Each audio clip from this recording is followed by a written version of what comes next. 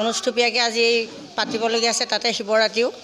হ'লেও আমাৰ এই অঞ্চলৰ যিখিনি মহিলা, সেই মহিলাখিনিক এম্পাৱাৰমেণ্ট কৰা, শক্তিশালী কৰা আৰু তেওঁলোকে যাতে ভৱিষ্যতে আৰু শক্তিশালী হৈ দেশৰ কাৰণে, সমাজৰ কাৰণে, ঘৰৰ কাৰণে কাম কৰিব পাৰে, সেইটোৱে আমাৰ মেইন উদ্দেশ্য।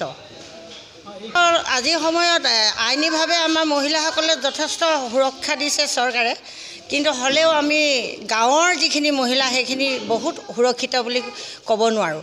কাৰণ আমাৰ গাঁৱৰ এটা হাবিতলীয়া ৰাস্তাত যদি মহিলা এগৰাকী অকলে যায়, তেনেহ'লে এনেকুৱা ধৰণৰ কিছুমান মানুহ আছে যিখিনিয়ে সেই মহিলাগৰাকীক অপদস্থ কৰিব বিচাৰে। তেনেকুৱা ধৰণৰ বহুত হাই কাজিয়া হৈও থাকে আৰু সেনেকুৱা ধৰণৰ গাঁৱলীয়া বিচাৰো হৈ থাকে, অপকৰ্ম কৰাৰ বিচাৰ। আংশিকভাৱে দূৰ কৰিছে বুলি ক'ব পাৰি, কিন্তু এইখিনি ক্ষেত্ৰত মই অকল চৰকাৰৰ কথাই নকওঁ, যিসকলে আঁচনিটো গ্ৰহণ কৰিছে তেওঁলোককো চাব লাগিব যে তেওঁলোকে কিমান ধৰণে সেই আঁচনি গ্ৰহণ কৰি, আন্তৰিকতাৰে গ্ৰহণ কৰি তাক কাম কৰিছে। ধৰক এটা আঁচনি দিলে গটাৰী বা পিগাৰী এনেকুৱা ধৰণৰ, সেই পইচাখিনি তেওঁলোকৰ উপযুক্ত কাম কৰিছেনে নাই, কিন্তু আংশিকভাৱে আমি নাই হোৱা বুলি ক'ব নোৱাৰোঁ। কিন্তু এইখিনিতে মই এটা কওঁ যে কিছু ক্ষেত্ৰত মোৰ নিজস্ব অভিমতে কৈছোঁ যে মহিলাখিনি অলপ এলেহুৱাও হৈছে বুলি মই ক'ব বিচাৰোঁ।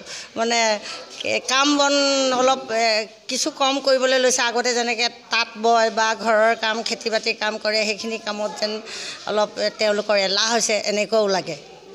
মহিলাসকলক মই আহ্বান জনাওঁ যে তেওঁলোকে নিজেই ভাবক, নিজস্ব চিন্তাধাৰা কাম কৰক।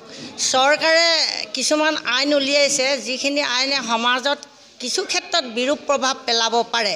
যেনেকৈ অলপতে যিটো আঁচনি উলিয়ালে যে কাৰোবাৰ হাজবেণ্ড কাৰোবাৰ ৱাইফৰ লগত থাকিব পাৰে, এইবিলাক আইনে এটা বিৰূপ প্ৰতিক্ৰিয়া নিশ্চয় পেলাব। মহিলা বা নাৰী, পুৰুষ বা নাৰীৰ স্বাধীনতাৰ সম্পৰ্কত ইমানখিনি যদি মুকলি হয়, তেতিয়াহ'লে বিৰূপ প্ৰভাৱ পেলোৱাটো স্বাভাৱিক। মই সেই মহিলাসকলক আহ্বান জনাওঁ যে তেওঁলোকে এখন ঘৰ বচাবলৈ চেষ্টা কৰক, সমাজৰ কাৰণে ভাল কাম কৰিবলৈ চেষ্টা কৰক। তেওঁলোকৰ যিটো বেয়া মানসিকতা, সেই মানসিকতা দূৰ কৰক, ভাল মানসিকতাৰে ভাল কাম কৰিবলৈ আগবাঢ়ি আহক।